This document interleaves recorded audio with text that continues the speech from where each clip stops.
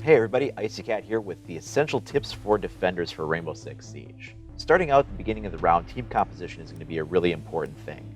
And much like for the attacking team, the defenders are going to want to make sure that they pick operators that are complementary to one another or will counter the other team effectively. If you're new to the series, some great beginner ones to get into are going to be Rook or Capcan. Rook will drop his armor pack quickly and allow you to kind of play the rest of the match the way you normally would, and Capcan is an easier to use gadget and not too hard to pick up on. When you first start off your round, you're going to have the essential part of the defender's setup, which is going to be the fortification phase. Initially, you're going to want to stop the drones from getting in. You're going to do that with either signal jamming or electrified barbed wire or just plain shooting them down when they come in. If you can stop the attackers from figuring out where you are and what you're doing, you'll have a leg up for sure. Next to that, you're going to want to begin setting up your reinforcement panels, traps, anything like that, and you're going to shape the bottlenecks that the attackers are going to funnel into. You can change this up every time you play, so get creative with it and mix up your tactics and your techniques when you do so. The other thing you're going to want to do is open up new sight lines. The existing walls are set up in certain ways that will create natural bottlenecks and natural flow, but you can change that up.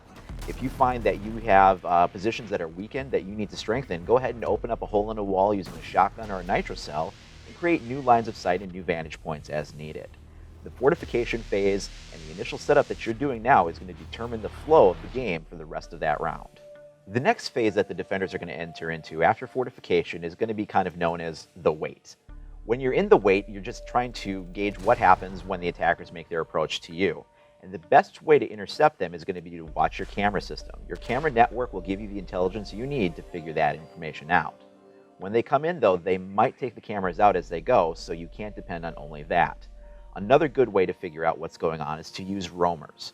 Roamers are going to be some defenders that you're going to send away from your objective point to kind of intercept the attackers, keep an eye on them as they approach, set up ambushes, things like that. It's good to only have one or two roamers while leaving the rest on the objective defense though, because if you spread out too thinly, your objective will be too weakly defended to do any use. For those operators on objective defense, the big part of your battle is going to be entrenching and controlling a zone of fire.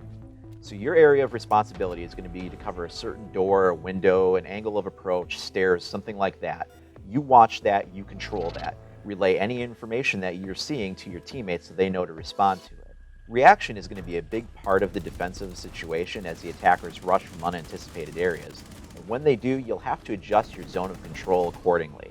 When you do see something, let everybody know so the whole team can respond as one and repel the attack. The final phase the defenders go through is the siege itself. When the assault is underway, you're going to have a lot of things going on.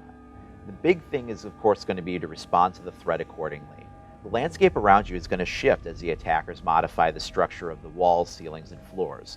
Make sure that you remember verticality as part of your defense. If you're ignoring trapdoors above you or holes that can open up in floors underneath you, you could be caught off guard.